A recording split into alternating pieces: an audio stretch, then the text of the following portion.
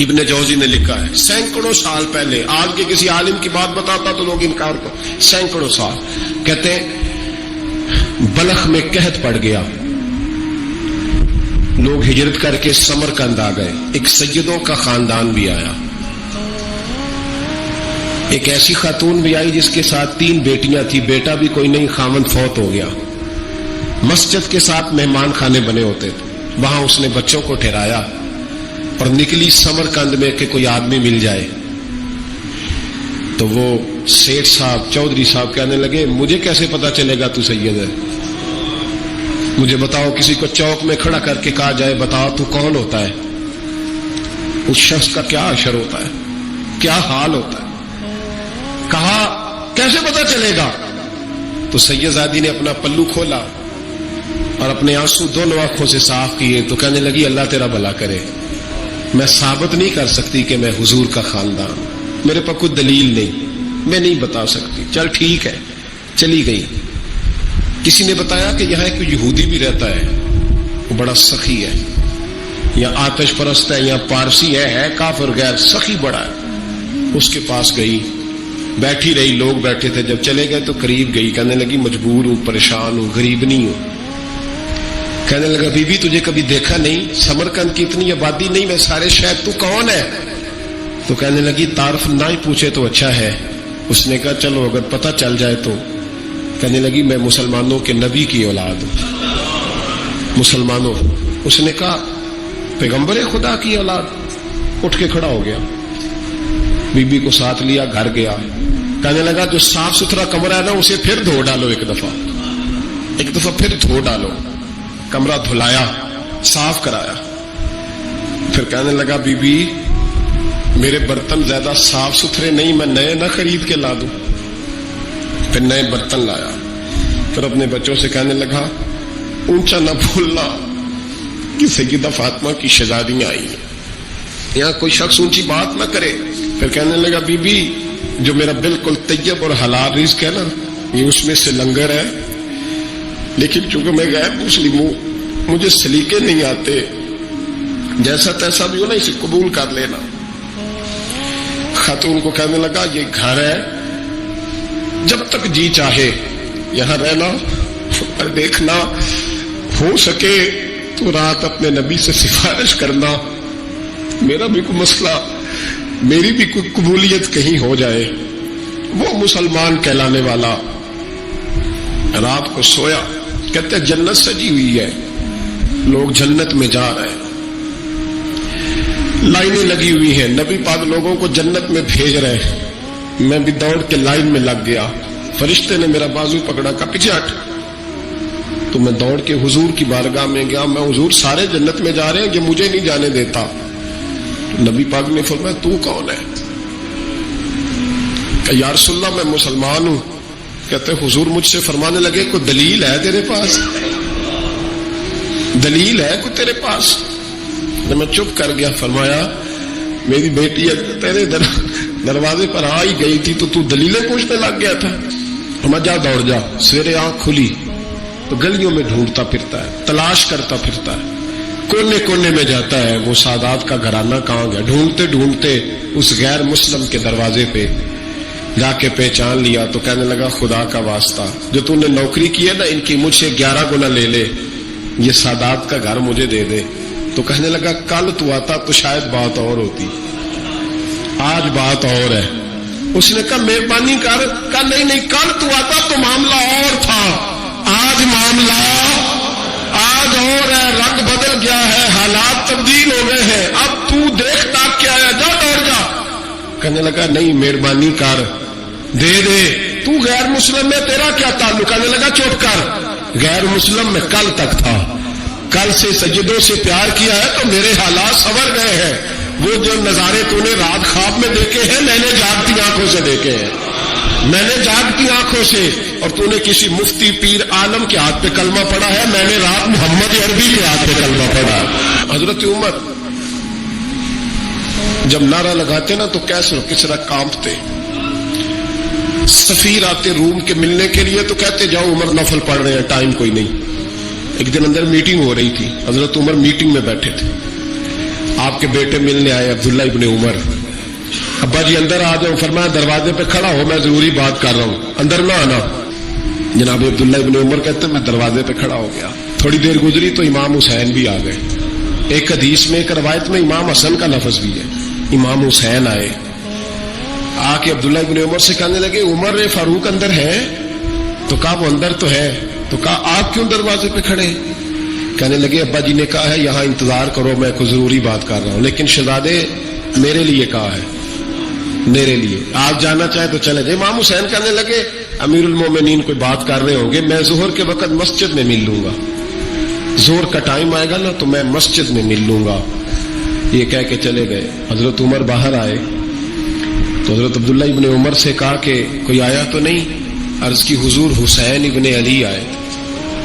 حسین ابن علی. تو کہا اندر کیوں نہیں بھیجا؟ کہا میں نے کہا تھا بے شک چلے جائیں, لیکن وہ کہہ رہے تھے کہ میں ظہر کے وقت مسجد میں مل لوں گا. تو سیدنا عمر فاروق فرمانے لگے عبداللہ تجھے تیری مار ہوئے, حسین کو کیوں واپس بھیجا؟ پھر عمر دنیا داروں کے سامنے ڈٹنا, کھڑا ہونا عمر پہ ختم ہے, لیکن جو اندر کی بات ہے نا, روح کی, جو عقیدت کی بات ہے, جو وفا کا رشتہ ہے, اس کو کون سمجھے؟ یہ جو روح کی مجبوریاں ہیں, یہ جو وفا کی مجبوریاں ہیں, اسے لوگ کیا سمجھیں؟ انہیں کیا پتا کہ مرشد کے بیٹے کے پیر چومنے میں حسن کیا ہوتا ہے. انہیں کیا پتا کہ جب استاد کا بیٹا گھر میں آتا ہے تو دل کرتا ہے مکان بیچ کے اسے دے دیں, اس کے باپ کی نیکیاں بڑی ہیں. جناب عمر فاروق دوڑے گئے, امام حسین کے دروازے پہ دستک دی. امام حسین باہر, کہا شہزادے یار ملنے آئے تھے, بغیر ملے کیوں آ گئے؟ عرض کی کہ آپ مصروف تھے, آپ کے اپنے بیٹے بھی دروازے پہ کھڑے تھے, تو میں واپس آ گیا. امام حسین کہتے ہیں عمر جذبات میں آ گئے, سر سے پگڑی گر گئی. کہنے لگے حسین میرے بیٹے کا اور حسین کا کیا مقابلہ؟ کیا اس کی ماں کا نام فاطمہ الزہرا ہے؟ کیا اس کی نانی کا نام خدیجہ الکبریٰ ہے؟ کیا اس کے نانے کا نام محمد مصطفیٰ ہے؟ اور پھر سر سے پگڑی اتری تھی, اپنے بال زور سے پکڑ لیے.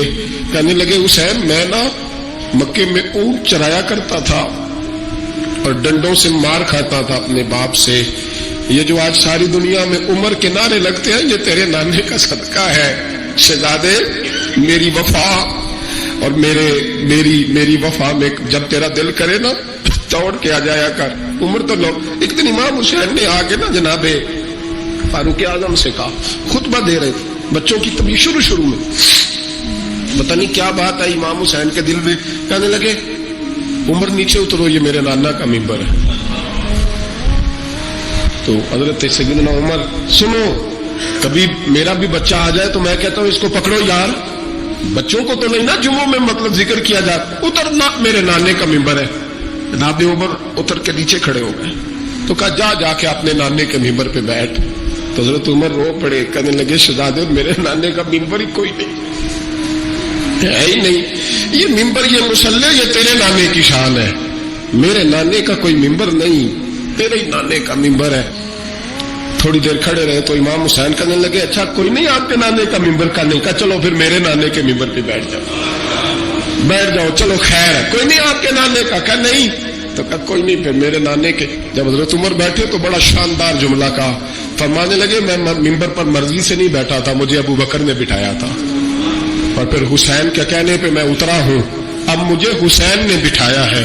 اب کسی کی جرت ہے تو عمر کو اتار کے دکھائے, اب میں حسین کا تیری نسل پاک میں. یار کتنی بے شرمی کی بات ہے, لوگ امام حسین کو باغی کہے. وہ حضرت امام اعظم ایک باغ میں بیٹھے تھے, شاگرد ساتھ تھے, تو کتابیں بکھری ہوئی تھی, کچھ لکھا جا رہا تھا, بکھری ہوئی تھی کتابیں.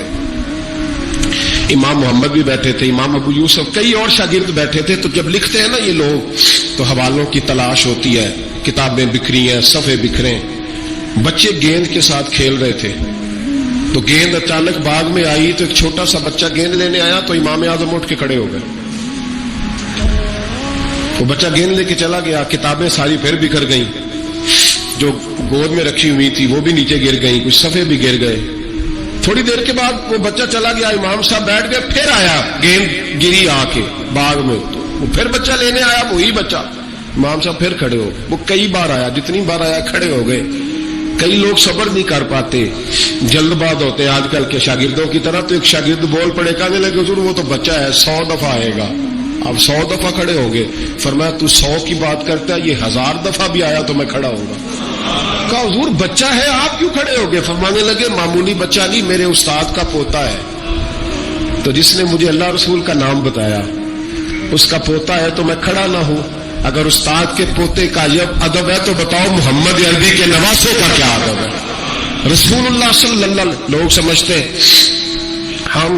ہم قائل نہیں ہیں وہ والی شہادت بیان کرنے کے جس میں کہتے ہیں ہائے حسین تو سکینہ تو زینب. ہمارے بزرگوں نے ہمیں یہ سبق, ہمارے بزرگوں نے ہمیں بتایا کہ امام حسین کی شہادت اس طرح بیان کرو کہ نوجوانوں میں جذبہ جہاد پیدا ہو, عورتیں صبر کا پہاڑ بن جائیں. اس طرح شہادت ہم وہ والی. لیکن ایک بات ضرور ذہن میں رکھیں, یہ جو لوگ کہتے ہیں نہیں بڑے مظلوم تھے پانی نہیں آ سکا, میرے سے حوالہ دیکھے جس نے دیکھنا ہے, میرے سے حوالہ دیکھے, میرے سے. حضرت امام حسین میدان کربلا میں تھے تو تھوڑی سی جگہ کھود کے نا امام حسین نے تو خندق کھودی. خندق کھودنا عرب کا رواج تھا, مدینے میں بھی خندق کھودی گئی, اس کا نام ہی جنگ خندق. تو خندق کھود کے نا آگ جلائی جاتی تھی, یہ حفاظت کا ایک ذریعہ تھا تاکہ دشمن نہ آئے. تو امام حسین نے اپنے خیمے کے سامنے خندق کھود کے اس میں آگ جلائی تاکہ پردہ رہے, عورتوں کے پاس کو دشمن نہ آئے. تو ایک شخص سامنے کھڑا ہو کے کہنے لگا حسین تو نے دنیا میں ہی آگ جلا لی ہے. معاذ اللہ ثم معاذ اللہ. کہنے لگا آگے تو آگ ملے گی, یہاں جلا لی ہے. تو امام حسین کہنے لگے میں حکم دیتا ہوں آپ کو کہ تجھے ابھی پکڑ لے. لوگ کہتے ہیں مظلوم تھے, میں حکم دیتا ہوں آپ کو تجھے ابھی پکڑ لے. یہ لفظ امام حسین نے کہے. میں 3 کتابیں تو میری لائبریری میں ابھی ہیں جن میں حوالہ ہے, 3 کتب سے, اور آج کل پرسوں کی کتاب نہیں, سینکڑوں سال پرانی. جب کہا نا میں حکم دیتا ہوں تو وہ آدمی گھوڑے سے نیچے گرا, گھوڑے سے نیچے گرا, اور گھوڑے کی رکاب کے اندر اس کا پیر الجھا. گھوڑا ڈر کے اتنا دوڑا کہ جا کے اس آدمی کو آگ میں پھینک دیا. امام حسین کے سامنے جل کے مر گیا. یہ حسین ابن علی ہے. یہ ابھی حکم دیتے تو فرشتے ابھی آ جاتے, یہ ابھی بات کرتے تو ساری دنیا کی فوجیں ابھی اکٹھی ہو جاتی, یہ ابھی حکم دیتے تو ابھی آ جاتے. اور سنو, اگر جناب اسماعیل کے لیے دمبا آ سکتا ہے تو وہ تو حضرت ابراہیم کے بیٹے تھے, اور یہ تو مصطفیٰ کی اولاد ہے, ان کے لیے کیا کچھ نہیں ہو سکتا. لیکن امام حسین نے پسند کیا تھا کربلا کے جہاد کو, اس کو پسند کیا تھا مولا علی نے, وہ اپنی پسند پہ تھے. کوئی آدمی اس طرح نہ بیان کرے کہ بڑے مظلوم تھے تو بڑی مشکل میں تھے تو بڑا روتے تھے بڑے, اور کوئی شخص ایسی بات. یہاں تو تماشا لگ گیا ہے, تماشا لگ گیا ہے. ایک وہ ہے جو آج کل کہہ رہے بس جی وہ تو 2 شہزادوں کی جنگ تھی, انہیں بھی شرم نہیں آتی, اور ایک ممبروں پہ چڑھے ہوئے ہیں, چہرے پہ داڑھی کوئی نہیں, سر پہ ٹوپی کوئی نہیں, بازاری سا انداز ہے, کبھی دوڑ کے ادھر جاتے ہیں, کبھی بھاگتے ہیں, کبھی کہتے ہیں اونچا بولنا, پیروں پہ کھڑا ہونا. یہ لوگ بیان کریں گے امام حسین کی بات, یہ لوگ بیان کریں گے. بیویوں کے مسائل پڑھ رہا ہوں, وہ اور بیویاں ہوتی ہیں جو ہائے ہائے کرتی ہیں, واہ بیلا کرتی ہیں. یہ میرے نبی کا خاندان ہے, یہ میرے نبی کا خاندان ہے, نبی کا خاندان. میں حوالہ دکھاؤں گا, مجھ سے سنو حوالہ. حضرت سیدہ زینب نے سارے جنازے دیکھے, بھتیجوں کو, بھانجوں کو, سب کو شہید ہوتے دیکھا.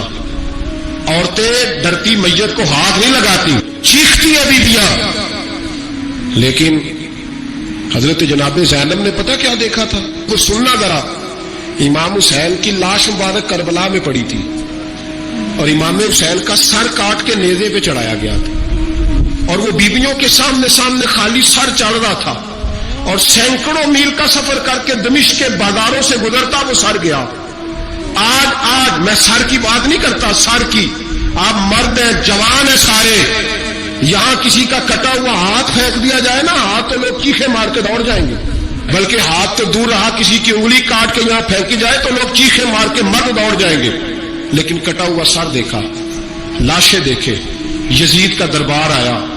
بی بی صاحبہ کو نا ایسے عورتوں نے اپنے حالے میں لیا ہے. سیدہ زینب وہاں بیٹھ گئی, تو جب بولا نا یزید دربار میں, کہنے لگا کہ دیکھو اللہ نے عزت والوں کو عزت دی, معاذ اللہ ثم معاذ اللہ. اور میرے مخالفین کا کیا حشر ہوا جب اس نے دیکھے نا، ایک آدمی مجبور ہے، مقہور ہے، اتنا لمبا سفر ہے، غربت ہے، پیاس ہے، بیماری ہے، کیا انداز ہے جب اس عالم میں یزید کے دربار میں اس نے گستاخی کی امام حسین کی. یہاں لوگ کہتے ہیں کسی کو کچھ نہ کہو، کیوں نہ کچھ کہے. جو سیدنا امام حسین کے بارے میں بات کرے گا زبانیں کھینچیں گے اس کی، جو صحابہ کے بارے میں بات کرے گا ہم کرنے دیتے ہیں. یہ کیا بات ہوئی؟ گستاخی کرنا، بے ادبی کرنا، یہ کون سا دین ہے؟ یہ تو تم بے دینی پھیلا رہے ہو. سنو، جب اس نے بے ادبی کی تو سیدہ زینب چپ نہیں رہی، بلکہ حضرت زینب بولی اور کھڑی ہوئی، اور آپ نے تلاوت کی قرآن مجید کی اور آیتیں پڑھی، کہنے لگی وَتُعِزُّ مَن تَشَاءُ وَتُذِلُّ مَن تَشَاءُ بِیَدِکَ الْخَیْرُ. اور آپ فرمانے لگی یزید تو کہتا ہے تیرے مخالفین پسپا ہو گئے، تجھے عزت ملی. آپ فرمانے لگے یہ تیرا دربار ہے نا، یہ تیرا سجا ہوا ہے نا، تیرا اس وقت ڈنڈا چلتا ہے نا. فرمانے لگی چند سال ٹھہر جا، تیرے اوپر لوگ لعنتیں برسائیں گے. اور فرمایا جب جمعے پڑھے جائیں گے تو لوگ میرے حسین کے نام کے خطبے پڑھیں گے. فرمایا آج یہ تیرا دربار ہے نا. حضرت نعمان بن بشیر صحابی رسول تھے، وہ کہتے ہیں میرے قریب ایک نابینا صحابی بیٹھا تھا، سنو حوالہ میں دکھاؤں گا. کہنے لگے میرے قریب اس وقت یزید کے دربار میں ایک نابینا صحابی بیٹھے تھے. جب بی بی زینب نے یہ بات کی نا تو وہ نابینا صحابی میرا ہاتھ پکڑ کے کہنے لگے نعمان علی آ گئے، یہ تو علی کی آواز ہے، علی آ گئے. جبریل امی بول رہے ہو جیسے حکمت کے گوہر رول رہے ہو جیسے، دربار دمشق میں وہ زینب کا خطاب منبر پہ علی بول رہے ہو جیسے. کہنے لگے علی آ گئے، علی، یہ تو علی کی آواز ہے. جناب نعمان بن بشیر کہنے لگے نہیں، علی جب بولتے تھے تو بڑا رنگ ہوتا تھا، ابھی تو زینب کھل کے بول ہی نہیں رہی، ابھی تو زینب ستائی ہوئی ہے، ابھی تو زینب زخم کھا کے آئی ہے، ابھی تو زینب پیاسی ہے. کاش زینب تر و تازہ ہوتی تو زینب خطبہ پڑھتی تو علی کی طرح گرجدار آواز نکلتی. یزید کے محل کانپتے، جبریل امی بول رہے ہوں جیسے، حکمت کے گوہر رول رہے ہوں جیسے، دربار دمشق میں بی بی زینب کا خطاب منبر پہ علی بول رہے ہوں جیسے. وہ مسکینوں کی طرح منتیں نہیں کر رہے تھے، ہائے پانی ان کا مزاج ہی نہیں تھے، بلکہ وہ دلیر لوگ تھے، دلیر، اور بر موقع بر محل بولتے تھے. یزید آیا دربار میں، جب یہ سارا قافلہ وہاں پہنچا تو یزید دربار میں آیا، اور جب وہ دربار میں آیا تو بادشاہوں کا طریقہ ہے، گاڑیاں اب ہمارے بادشاہوں نے روٹر والی گاڑیاں رکھی ہوئی ہیں، وہ یوں چلتی ہے، شور ہوتا ہے پیچھے. اس زمانے میں کہا جاتا تھا با دبا ملازہ ہوشیار، پیچھے ہٹ جاؤ، نعرے لگنے لگے. تو یزید کا ایک ناخلف بیٹا امام زین العابدین سے کہنے لگا تیرا باپ کہاں ہے؟ دیکھ یہ میرے باپ دادا کے نعرے، دیکھ میرے باپ کے نعرے، تیرے کدھر ہے؟ ابھی یہ بات شروع اس نے کی تھی کہ دمشق کی جامع مسجد میں زور کی اذان ہو گئی، اور جب مؤذن نے کہا نا اشہد ان محمد رسول اللہ، تو امام زین العابدین اس کا ہاتھ پکڑ کے کہنے لگے یہ میرے نانا کے نعرے لگ رہے ہیں، اگر تیرا ہے تو بتا، یہ میرے نانا کے نعرے. اور فرمایا تیرے باپ کے 2-2.5 سال لگیں گے، میرے نانے کے قیامت کے بعد نہیں لگیں گے. میرے نانے کے نعرے قیامت کے یہ لگتے رہیں گے، لگ رہے ہیں اور لگتے تھے اور لگتے رہیں گے. میرے بھائی یاد رکھو، دلیری ہمت، پہلی بات ان سے پیار کرنا ہے، دوسرا ان کی ہمت، ان کا مقام دلیری کرنا ہے، ان کا کام ہمت کرنا ہے، ان کا کام ڈٹ جانا ہے، کمزوری دکھانا اہل بیت کا طریقہ ہوتی. حضرت عباس کے بازوؤں میں درد ہوتی، جناب زینب پھر پریشان ہوتی ہیں کہ ہم تو اس بے حیائی کے خلاف لڑے اور امت ابھی یہ گند کر رہی. جو چوکوں میں کھڑا ہوتا ہے نا عورتوں کو تاڑتا ہے، وہ یزید کے طریقے پہ عمل کرتا ہے. یہ دلائل ہے، آپ سوچ لیں، اندازہ کر لیں کہ ہم نے کس جماعت میں کھڑے ہونا ہے. اس لیے گند سارا نکالیں. امام حسین کا ایک پیغام آج اپنانا بڑا ضروری ہے. امام حسین نے سر سجدے میں کٹایا اور قرآن کی تلاوت نیزے کی نوک پہ بھی جاری رہی ہے. اس لیے آج کم از کم 10 نفل امام حسین کی سنت سمجھ کے ضرور پڑھیں گے انشاءاللہ. جنہوں نے روزہ رکھا بڑا اچھا کیا ہے، چلو جو نہیں رکھ سکے پھر بھی نفلی ہے، کوئی فرق نہیں، کم از کم 3 دفعہ سورت یاسین کی تلاوت آج ضروری ہے امام حسین کے لیے. کریں گے انشاءاللہ تعالی. اگر وہ نیزے کی نوک پہ پڑھ سکتے ہیں تو آپ ان کی خاطر بھی تو پڑھ ہی سکتے ہیں نا.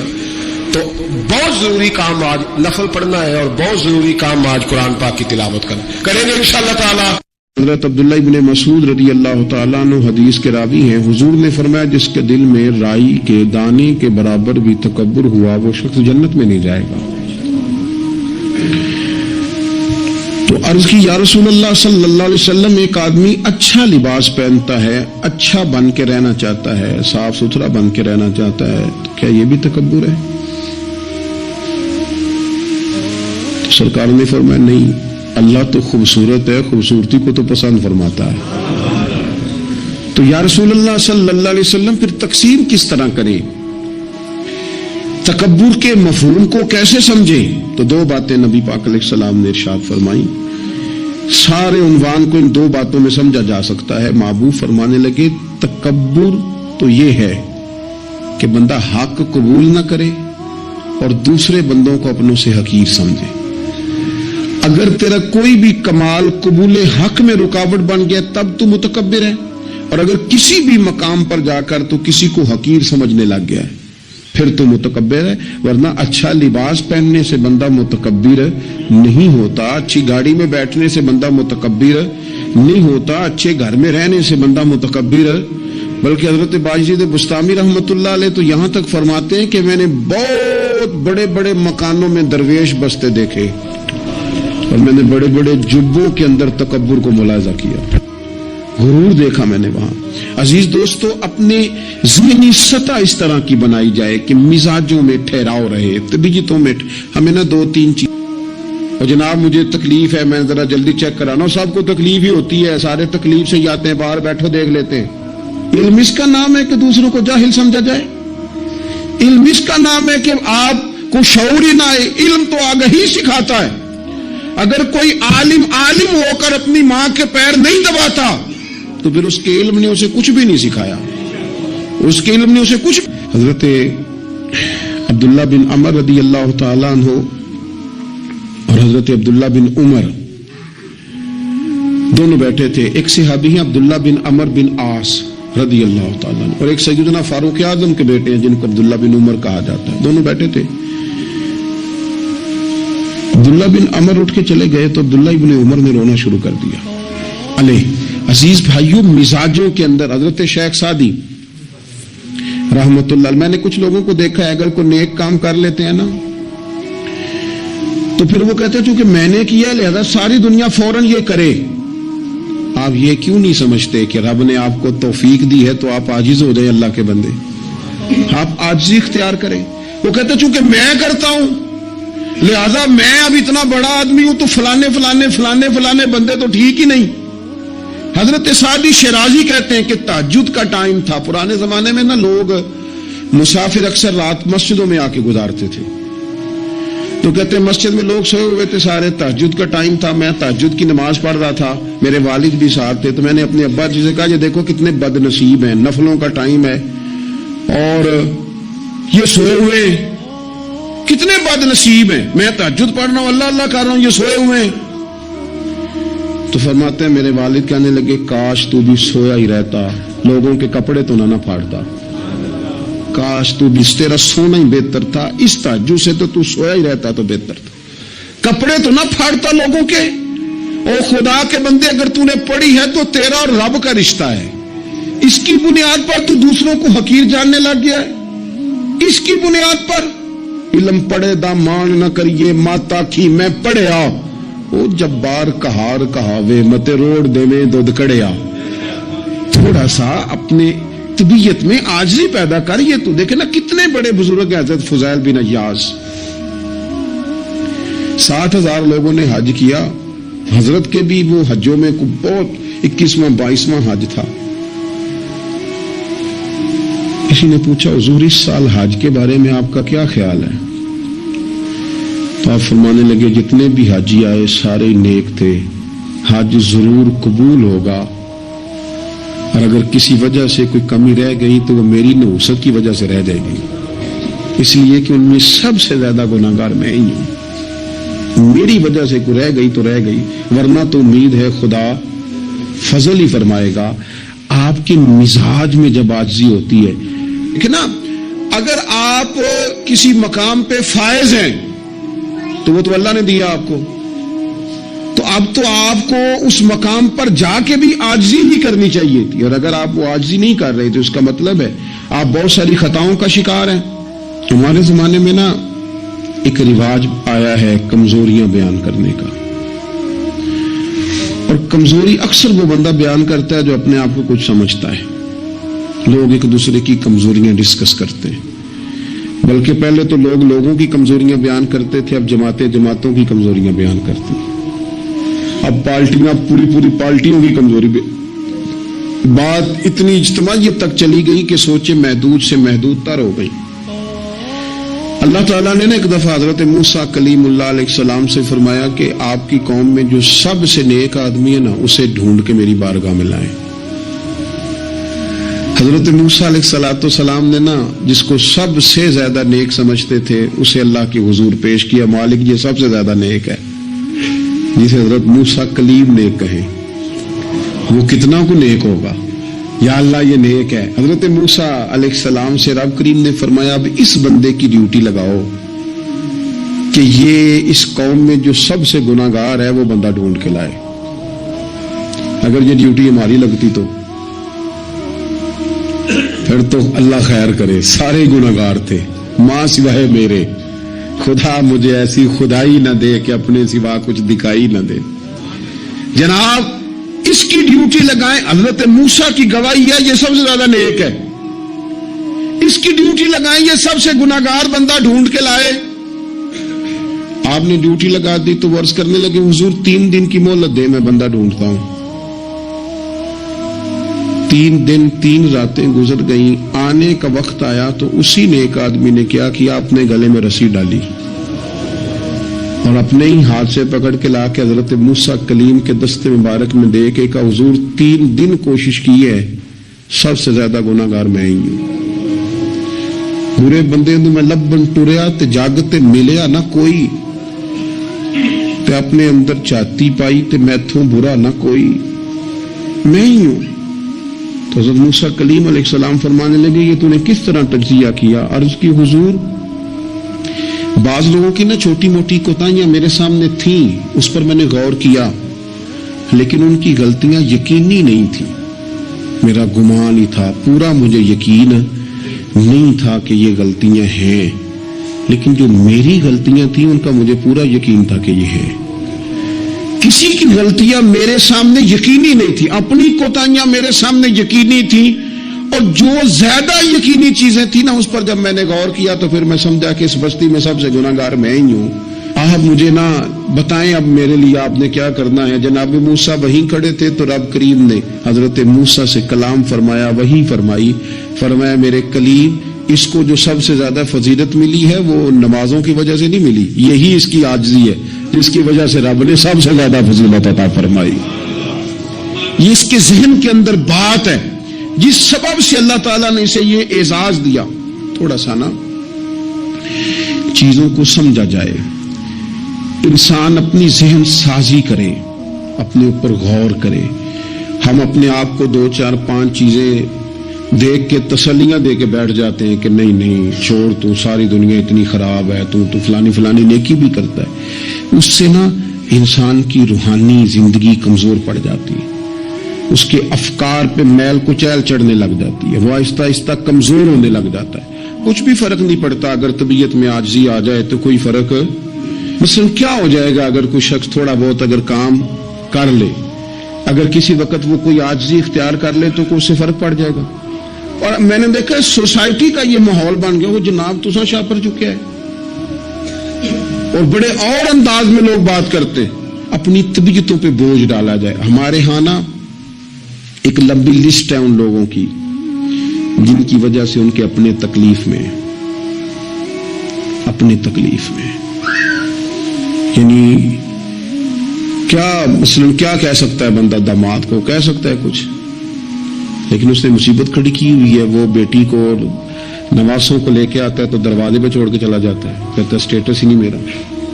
میں ایک جنازے پہ چلا گیا تو قبرستان میں ایک فیملی میں کسی کا انتقال ہو گیا, تو قبرستان میں ان کا داماد اپنے برادر اللہ سے سالے سے کہہ رہا ہے کہ وہ تم نے تو اپنے ابا کی قبر پہ تختی بھی نہیں لگائی, اتنے بھائیوں تختی بھی نہیں لگا سکتے. وہ کہنے لگا بھائی جان بس وہ مصروفیت رہی ہے, قبر تو پکی کرا دی تھی تو بس تھوڑے دنوں میں لگوا دیتے. وہ بیچارہ نا ادھر ادھر میری طرف بھی دیکھ رہا ہے کہ لوگ سن, اور وہ ڈھٹائی سے باتیں کیے جا رہا ہے کیونکہ وہ داماد ہے, ان کی بیٹی گھر ہے, مفت کی بلیک میلنگ ہے. بندہ چلا گیا, میں نے اس کا بازو پکڑ کے سائڈ پہ کر لیا. میں نے کہا یار تجھے قبروں میں بھی اللہ نہیں یاد آیا. یہ مفت کی جو آزمائشیں ہم لوگوں کو ڈالتے ہیں نا, اس سے بچیں. بلا وجہ کہ جناب وہ مجھے پوچھا نہیں تو مجھے جناب دیا نہیں تو میری بھی کوئی حیثیت تھی, آپ اس طرح نہ گنوائیں. ان سے چیزیں چھلکتی ہیں, ان سے محسوس ہوتا ہے کہ آپ چھوٹے آدمی, اس سے محسوس ہوتا ہے کہ ہم کمزور پڑ گئے, ہم نے کس بنیاد پر لوگوں کو لوٹنا اور تاڑنا اور لتاڑنا شروع کر دیا. انسان ہوتا ہے.